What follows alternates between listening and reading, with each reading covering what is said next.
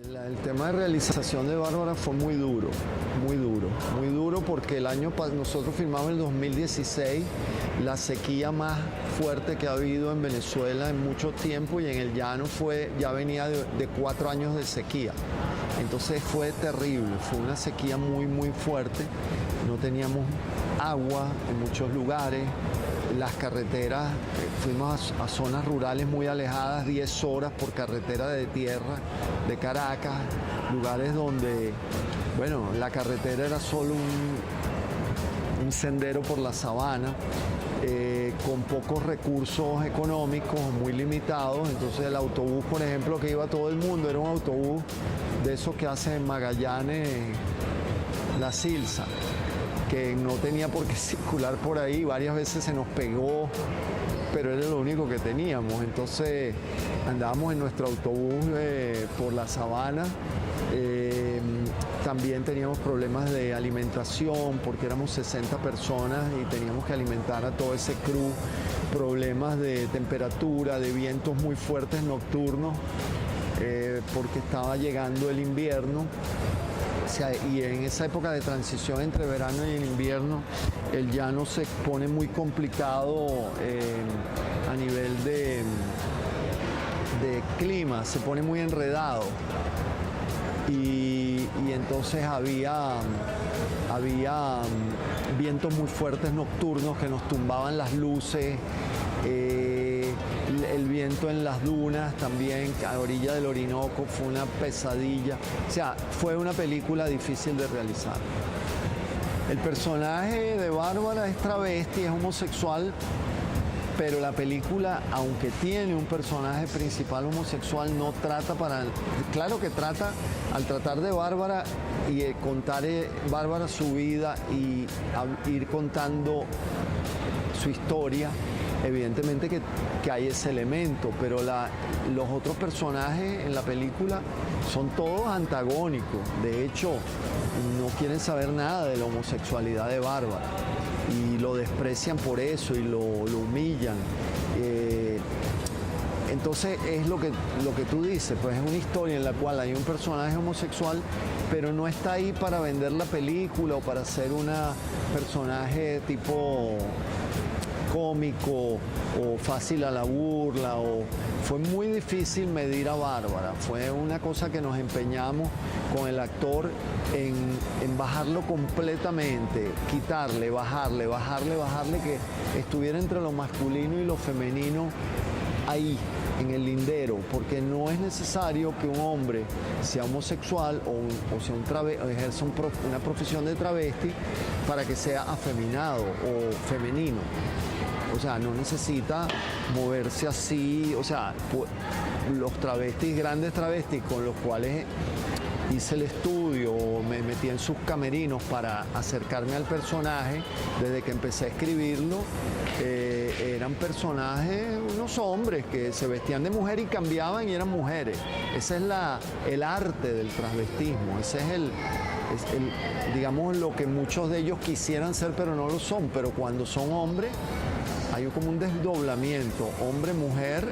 La mujer es la del espectáculo, es cuando está montada, como dicen ellos. Entonces realmente no es una película con una temática LGBT. Bárbara además no es un personaje políticamente correcto, como dirían, no es un gay perfecto, es un gay, un travesti mitómano, mentiroso, manipulador,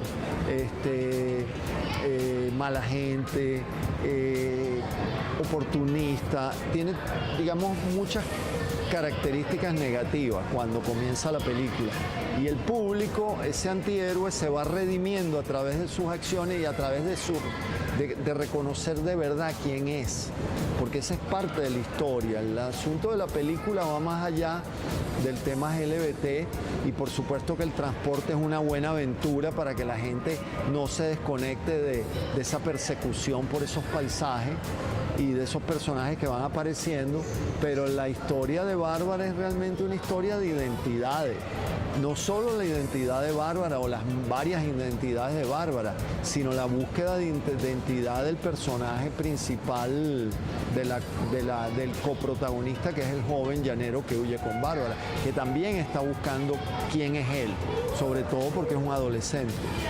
Es una película que va más hacia el juego psicológico, es un drama psicológico con un vehículo de aventura, porque al público hay que hacerle fácil el transporte, hay que meterle en ese mundo y hacer lo que se meta a través de algunos recursos, digamos, convencionales del género, para que el público quede atrapado en la historia. La diferencia que es una película de ficción en unos espacios abiertos, en el llano, en la llanura. Es una película con muy poca ciudad, y eso es la diferencia, bueno, no del resto de mi cinematografía, porque he trabajado mucho las montañas de María Leonza, los llanos, en el documental, pero por ejemplo en el caso de mi largometraje anterior de ficción o mediometrajes y cortometrajes como Falsas Historias, El Embrujo, eran historias más urbanas. Y El Loro también, bueno, empieza en la selva, pero termina en la ciudad.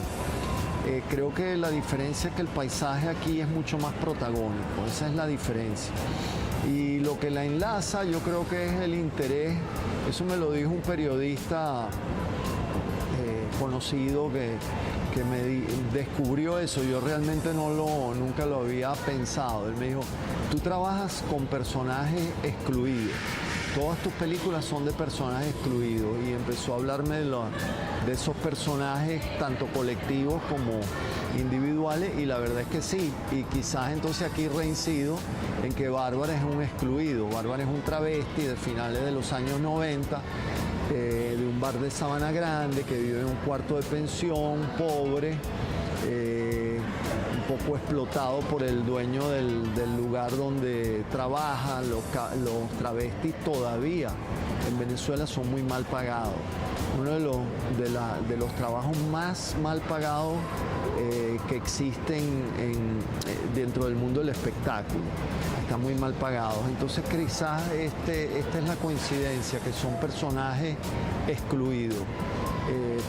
Yo creo que esa es una de las cosas que lo une a la filmografía mía, y el interés por el llano, que siempre ha estado presente, porque bueno, por cuestiones familiares me origino, una gran parte de mi familia viene de allí, entonces me debo un poco a la tierra de mis ancestros. Mira, el llano se ha tocado muy poco en el cine venezolano, salvo al Florentino y el Diablo de Michael New, Aguasangre, y algunas otras películas. Como llano, como tema del llano, aquí está muy presente en Bárbara, porque el paisaje es un personaje. El paisaje es el tercer personaje importante de la película. Está Bárbara, que huye por el llano con otro muchacho joven campesino, que huye de los paramilitares.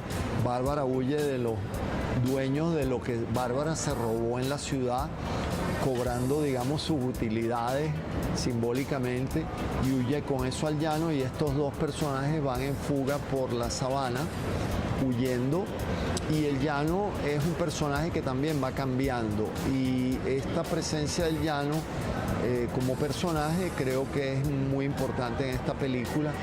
Y el llano en la película también está relacionado con espacios culturales y sociales, aunque fuimos un llano muy remoto, muy poco poblado, donde la población es muy escasa. Filmamos en el llano más profundo, más remoto, pero el llano aquí está reflejado también a través de sus creencias populares, las ánimas, dentro de las cuales una de esas ánimas es Doña Bárbara. Yo trabajé con el tema de Doña Bárbara más como un ánima de la sabana que como una figura literaria. Quise trabajarla como un ánima en la cual los llaneros creen y que está viva y que anda por ahí haciendo milagros o maldades según el creyente lo que interprete, y trabajar los espacios más rurales y más remotos del llano de ese modo, más que como un set, como que fueran parte de la película protagónica. Mira, el cine nacional está pasando por un momento difícil a nivel de recursos, de financiamiento,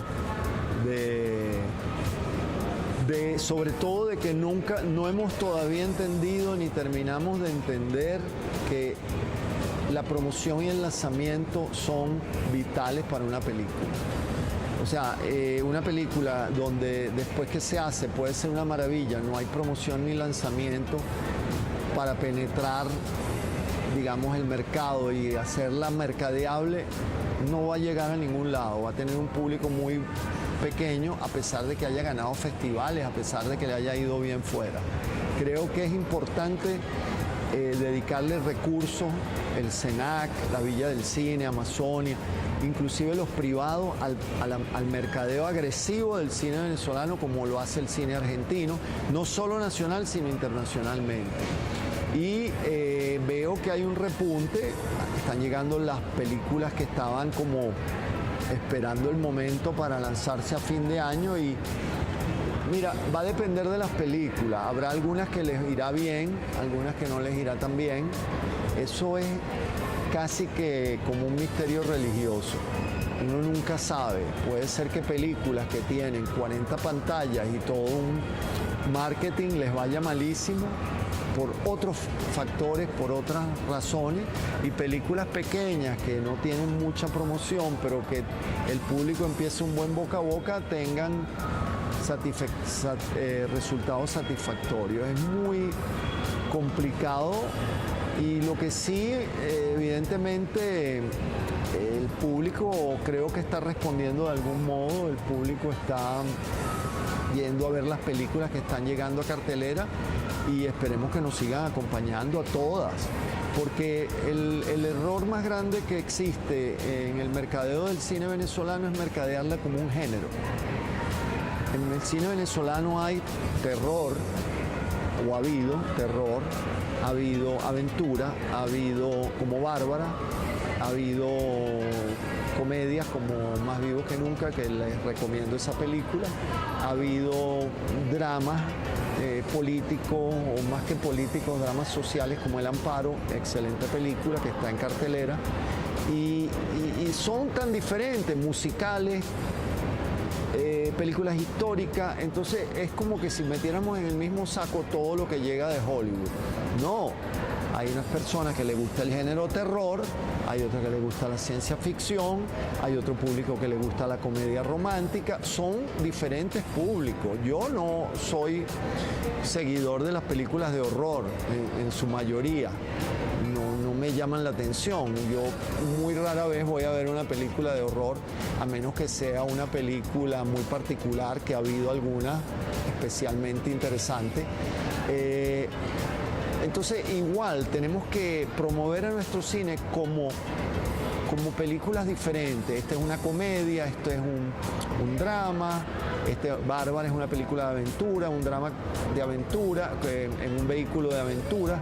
Es decir, no meterlo todo en un mismo saco, porque ahí empieza el problema, que entonces nos ven como cine venezolano. No, entonces no se puede tener dos películas venezolanas en un mismo complejo. ¿Por qué? Digamos, un complejo cinematográfico. Claro que se puede, no hay nada tan diverso como, por ejemplo, Bárbara y Más Vivos que Nunca, o El Amparo. Son tres propuestas totalmente diferentes, las tres nobles y bellas y hermosas, y tenemos que tener la posibilidad de mostrarlas. Y esa es la lucha que hay que dar los gremios, el CENAC, los exhibidores también, convencerlos a los exhibidores de que nos den la oportunidad de mostrar que podemos lograr cosas interesantes. Mira, más allá de lo promocional, del tema mercadeo, el cine nacional ahora viéndolo desde una estética, desde un logro ideológico, desde una identidad, digamos ya fílmica netamente, ¿crees que se está logrando al nivel a lo mejor de ese recordado boom de los años 70. Pues sí, yo creo que el cine que se hace hoy en Venezuela es mucho mejor que el cine que se hacía, con todo el respeto, de los años 70, el primer boom del cine venezolano, porque ese era un cine bastante realista, social, con muy pocas excepciones, limitado a la ciudad, se miraba solo al frente, nunca atrás, la profundidad de campo no existía, lo que pasaba en el fondo del cuadro no era importante, pictóricamente no eran películas tan realizadas, a nivel de fotografía el sonido era muy deficiente. Hoy en día el cine venezolano tiene diferentes búsquedas, tiene películas que son una maravilla a nivel de experimentación, como Desde Allá o como Pelo Malo, películas con propuestas visuales, artísticas muy diferentes. Ya no se está limitado a lo urbano, y si el drama urbano se toca, está planteado de manera mucho más audaz, mucho más interesante. Entonces yo creo que el cine venezolano de ahora es el que va a pasar a la historia mundial del cine. O sea, nosotros, estoy seguro que en 20 años recordará el mundo de las películas latinoamericanas, algunas de estas generaciones, y no tanto las de los 70, 60, que era una necesidad, y hay películas muy importantes, pero no había ese nivel de riesgo de experimentación que está asumiendo sobre todo las nuevas generaciones del cine venezolano.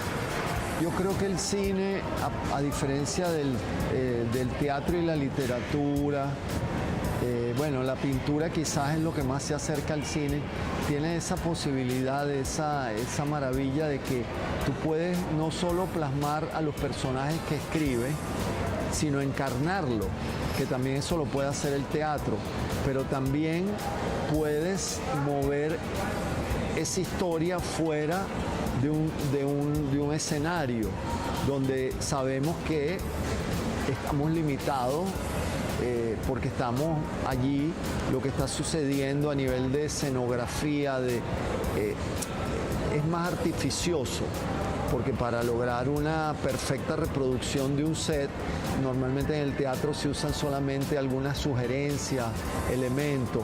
En cambio en cine tú tienes la idea de una locación, y si tienes digamos, la capacidad económica, o a veces ni siquiera es cuestión de dinero, sino tú concibes ese set de una manera muy particular, tú lo puedes lograr. Es decir, que la visión que tiene el público de la obra, a diferencia de la literatura o del teatro, es bastante completa. Tú le estás dando tu imagen, tu personaje encarnado,